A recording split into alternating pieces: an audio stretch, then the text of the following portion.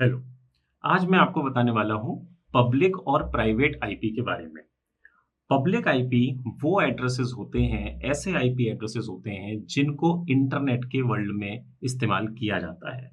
इनको हम दूसरे वर्ड्स में ऐसा भी बोल सकते हैं, जो राउटेबल आईपी एड्रेसेस होते हैं। राउटेबल आईपी एड्रेस जिनको राउटर यूज़ कर सकता है एक पब्लिक नेटवर्क से कनेक्ट करने के लिए।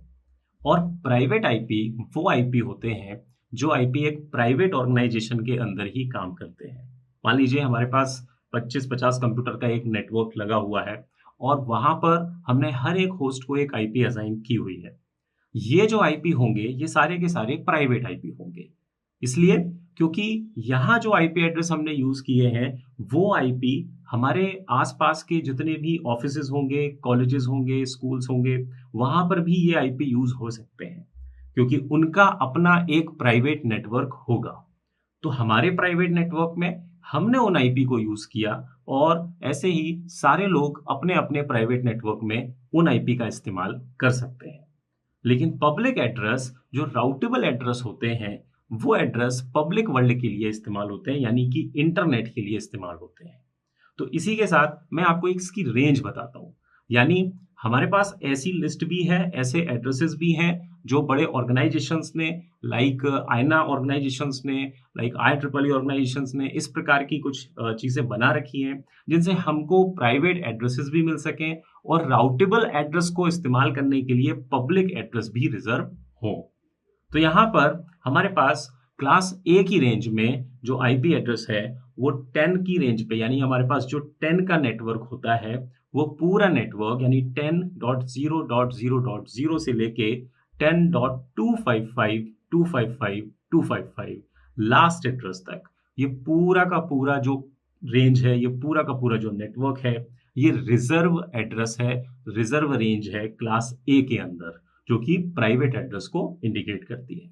इसी के साथ बी क्लास के अंदर 172.16 से 0.0 से, यानी इसका जो पूरा नेटवर्क है 172.16 का, ये 172.31 तक, यानी 172.31 तक के जितने भी नेटवर्क रेंज एड्रेसेस होंगे, विच इज 255 तक की रेंज में जितने भी आईपी होंगे, ये सारे के सारे आईपी रिजर्व होंगे प्राइवेट एड्रेस के लिए।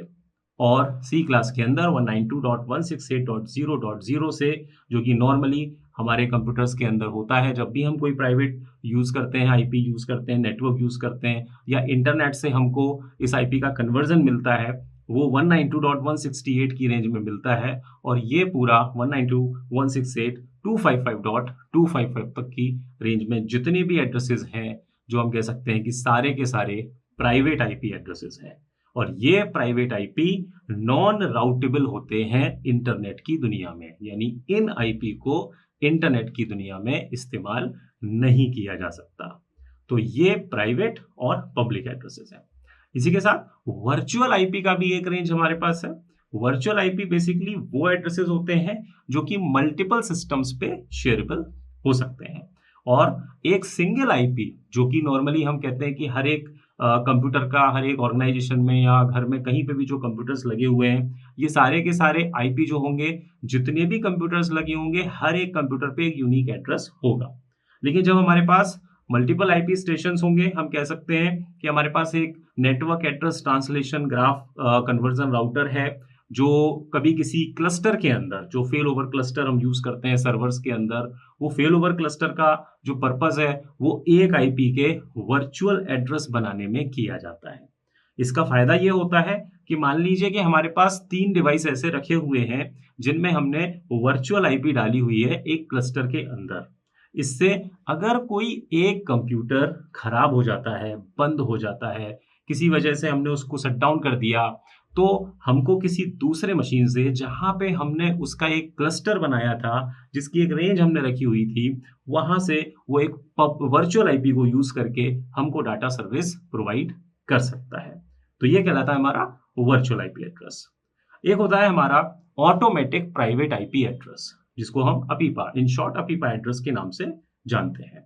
ये वो एड्रेस होता है जो हर एक कंप्यूटर के अंदर तब आ सकता है जब ना तो हमने अपने कंप्यूटर को स्टैटिकली आईपी दिया हो, स्टैटिकली का मतलब हमने मैन्युअली हाथ से अपने कंप्यूटर पे कोई आईपी डाला हो, और या फिर ये तब जब मान लीजिए कि कहीं से आपको आईपी मिल ही नहीं रहा, जिसको हम डायनामिक आईपी कहते हैं, जो डीएचसीपी आईपी होता है, डायनामिक होस्ट कॉन्फ़िगरेशन प्रोटोकॉल, जो कॉन्फ़िगर करके आईपी प्रोवाइड किया जाता है। जैसे इंटरनेट से हमको जो आईपी मिलता है, वो आईपी जब हमारे पास हमारे मशीन पे आता है, तो उसको हम डीएचसीपी आईपी कहते हैं, यानी डायनामिक होस्ट कॉन्फ़िगरेशन प्रोटोकॉल के द्वारा आया हुआ आईपी कहते हैं। लेकिन मान लीजिए कि ना हमारे पास डीएचसीपी एड्रेस है, ना हमारे पास स्टैटिक एड्रेस है जो हमने मैन्युअली डाला है, तो फिर हमको ऑटोमेटिक प्राइवेट एड्रेस मिलता है, जिसका जो रेंज है वो 169.254 से स्टार्ट होता है।